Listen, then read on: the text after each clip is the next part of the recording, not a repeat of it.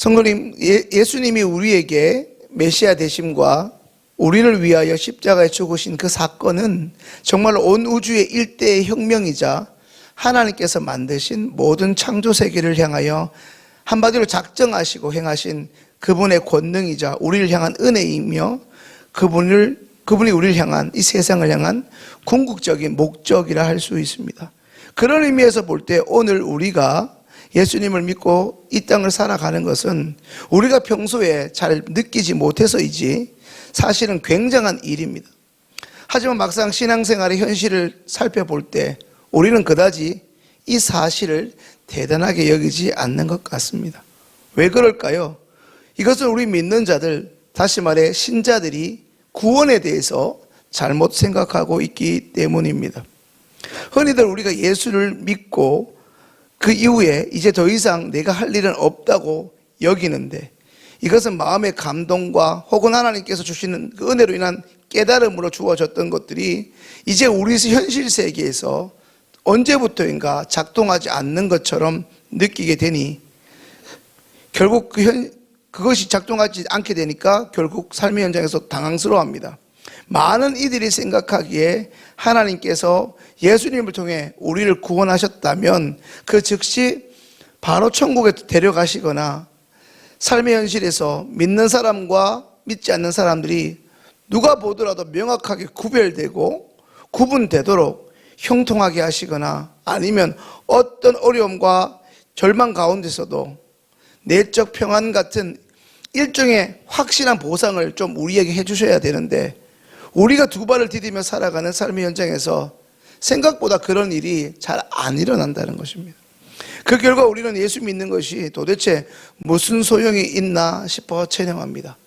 제가 불신가정에서 많이 아버지께 들었던 말씀이 도대체 교회 다니면 떡이 나오냐 밥이 나오냐. 우리는 생명의 떡을 경험하지 않습니까? 떡이 나오는데 잘 경험하지 못하면 그렇습니다. 이런 식으로 쉽게 어느 순간부터 체념하게 됩니다. 하여 믿는 것도 아니고 안 믿는 것도 아닌 소위 어정쩡한 상태와 우리조차 어색한 수준의 그런 신앙생활에 대한 원망이 가득한 모습으로 구원의 여정 속에서 오늘날 살아가는 것이 많은 믿는 자들의 보편적인 불편한 진실입니다. 이전에 말씀드린 것처럼 히브리서는 예수님을 구주로 믿는 신앙의 공동체에 그들이 처한 현실을 이해하지 못해 어느 순간 예수님을 믿는 것을 포기하거나 세상과 타협하거나 그런 혼란에 빠지자 그런 그리스도인들을 권면하기 위해서 쓰였던 편지글입니다.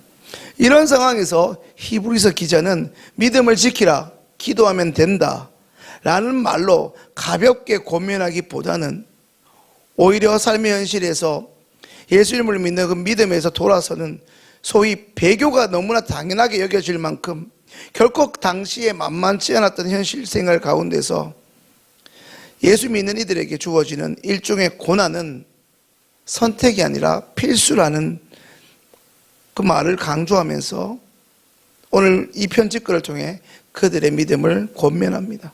성도님들, 하나님이 우리를 세상과 다른 존재로 만드셨다는 이 사실을 기억하셔야 합니다. 여기서 다른 존재라는 점이 매우 중요합니다. 그래서일까요?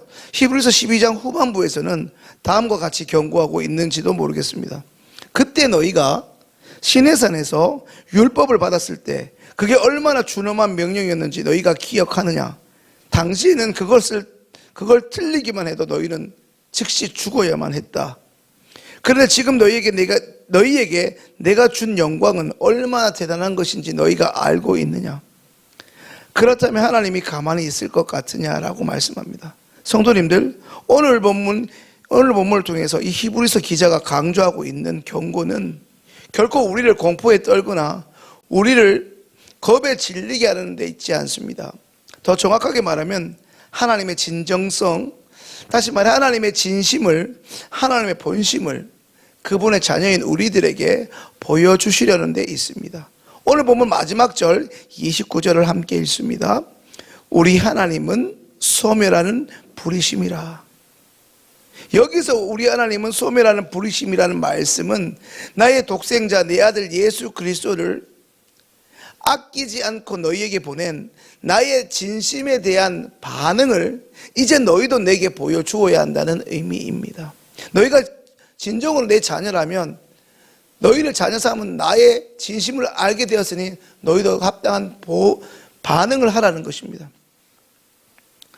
히브리서 12장 29절에 하나님은 소멸하는 부르심이라는 말씀은 방금 이사야 60장에도 나오는데, 이 말씀의 의미 또한 너희는 하나님의 진정한 마음을 놓치지 말고 하나님이 기대하시는 합당한 반응을 보이라는 말씀입니다.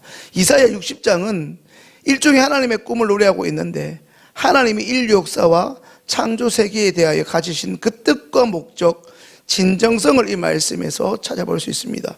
이사야 60장 이후에 하나님이 인류에게 하시는 은혜로운 말씀이 이어집니다. 지금 띄워진 말씀 1절부터 3절 함께 읽습니다.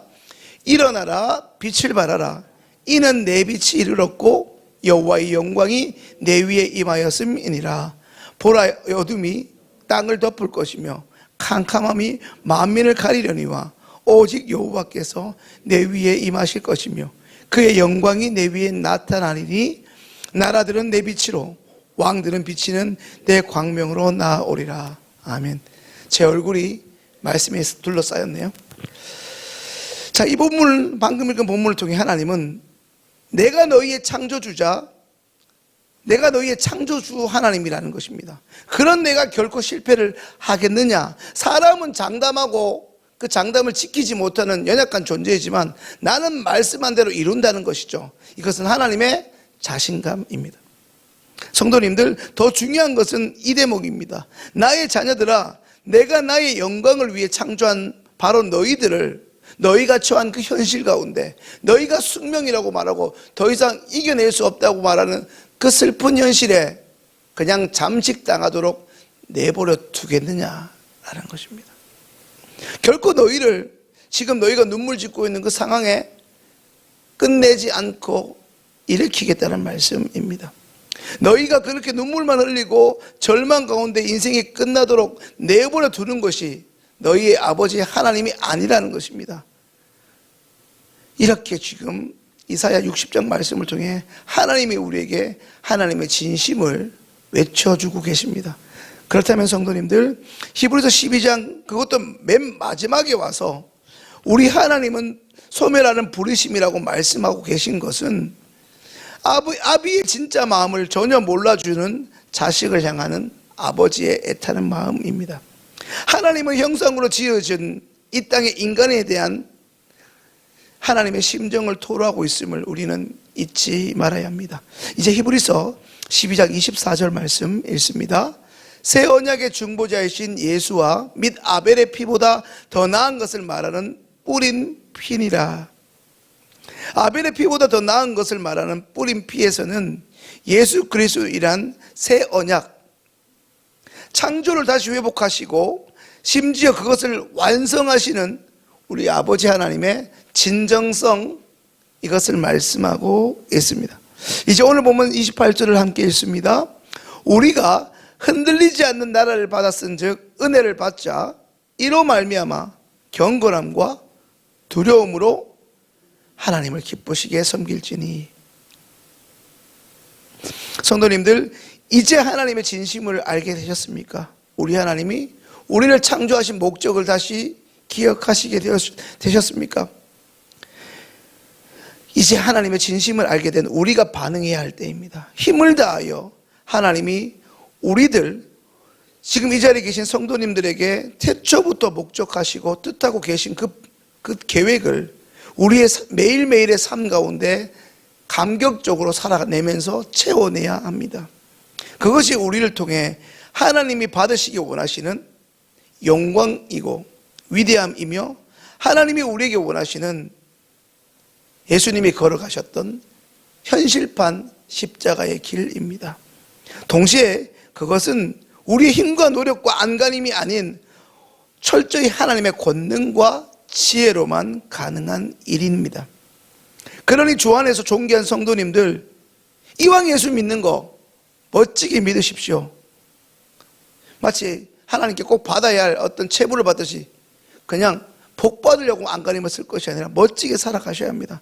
우리는 예수님의 핏값으로 이 자리에 나와 있는 존재들이 아닙니까? 그러니 우리는 지금 잠시 넘어질 수 있고 낙심할 수 있고 연약하여 원망할 수 있지만 결코 이 땅에서 실패자나 불행자가 아닙니다.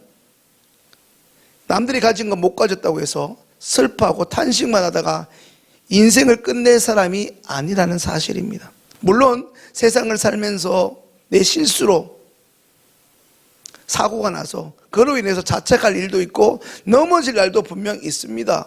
하지만 오늘 29절 말씀처럼 그리고 이사야 60장을 통해 우리 하나님이 말씀하십니다. 그것이 너희의 운명이 되지 않겠다고 하나님이 말씀하시는 것이죠.